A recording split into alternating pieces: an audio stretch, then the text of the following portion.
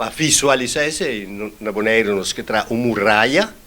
ante muralha da muralha de Pordão, e riba a muralha também o nome, ou a fama de pessoa que há fama depois que abolir a esclavitud, e nós também que nós podemos botar QR Code, se botar para a fama, por exemplo, Santiago,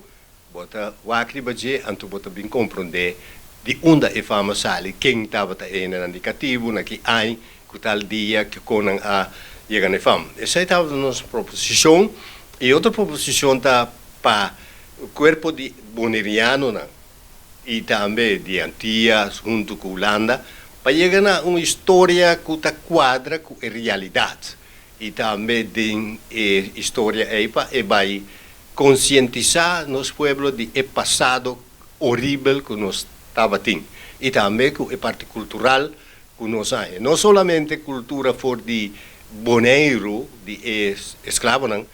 também a parte que o boneriano vai trazer na Venezuela, na Suriname, na Cuba, e a influência de país na riba, a parte cultural